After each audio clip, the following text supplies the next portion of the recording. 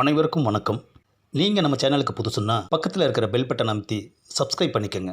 தொடர்ந்து எல்லா வீடியோக்களையும் நீங்கள் பார்க்கலாம்.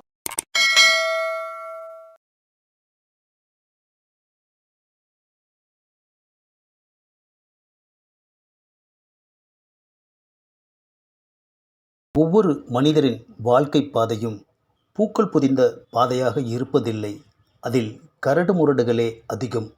தோல்விக்கு பின் வெற்றி என்பது போல கரடுமுரடான பாதையை கடந்துவிட்டால் நினைத்த இலக்கை அடைவது உறுதி. எத்தனை பேர் இந்த கரடுமுரடான பாதைகளை கடந்து வருகிறார்கள் என்பதை கணக்கெடுத்தால் தன்னம்பிக்கை கொண்டவர்களால் மட்டுமே கடக்க முடிகிறது என்பதே நிதர்சனமான உண்மை. அப்படி தன்னம்பிக்கையோடு கடந்து வந்து நினைத்த இலக்கை அடைந்தவர்களில் ஒருவர் மதுரா டிராவல்ஸ் நிர்வாகி இயக்குனர் கலைமாமணி விகேடி பாலன் அவர்கள். திருமண கனவு என்பது எல்லோர் வெளிகளிலும் ஆழமாக பதிந்திருக்கும் ஒன்று. எனக்குள்ளும் அந்த கனவு இருந்தது. ஆனால் என்னிடம் எனக்கென்று எதுவும் இல்லாமல் இருந்தது. மாதம் 300 ரூபாய் சம்பளத்தில் இருந்தபோது எனக்கும் திருமண ஆசை ஏற்பட்டது. திருமணம் என்கிற சம்பிரதாயத்தை எனக்குள் வேறு விதமாக கற்பனை செய்து வைத்திருந்தேன். அந்த கற்பனை என்னவென்றால், நமக்கென்று எதுவுமே இல்லை, நமக்கு மனைவியாக வருபவர் மூலமாவது நமக்கு ஓர் புது வாழ்க்கை கிடைக்காதா என்கிற ஏக்கமே. மனிதன் என்றால் அவனுக்கு ஓர் முகவரி வேண்டும். ஆனால் எனக்கு எந்த முகவரியும் இல்லை. திருமண ஆசை வந்த பிறகே எனக்கென்று ஒரு முகவரியை ஏற்படுத்தி கொள்ள வேண்டும் என்கிற எண்ணம் ஏற்பட்டது. முகவரி இருப்பவர்களுக்கே பெண் கிடைப்பது அரிதான விஷயம். இந்த நிலையில் எனக்கு எப்படி திருமணம்? இது சாத்தியப்படுமா என்கிற கேள்விக்குறியும் எனக்குள்ளேயே புதைந்து கிடந்தது. இருப்பினும் அதையெல்லாம் பொருட்படுத்தாமல் பெண் தேடும் படலத்தில் இறங்கினேன்.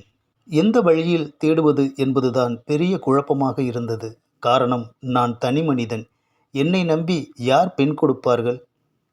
இப்படி யோசித்த வேளையில்தான் பிரபல நாளிதழ் எனக்கு கை கொடுத்தது. அதில் மணமகள் மணமகன் தேவை என்கிற விளம்பரம் கண்டு எனக்குள் சந்தோஷம்.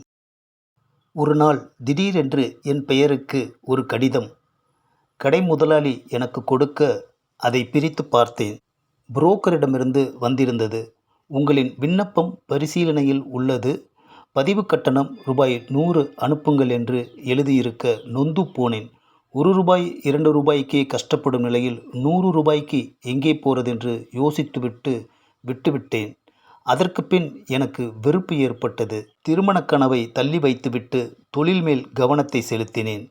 86இல் சிறிய நிறுவனம் தொடங்கினேன். திருமணம் என் மதிப்பையும் மரியாதையையும் உயர்த்தியது. தொழிலில் முன்னேற்றம் ஏற்பட்டது.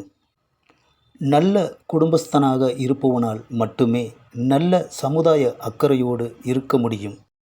கணவன் நல்லதொரு குடும்பஸ்தனாக மாற வேண்டுமானால் மனைவி என்பவள் ஒரு சக்தியாக இருக்க வேண்டும். என் மனைவியும் சக்தியானவள்தான். இப்படி ஒரு மனைவியை நான் அடைந்ததையே சாதனையாக நினைக்கிறேன். எந்த ஒரு சாதனைக்கும் பின்னணி பெண்தானே.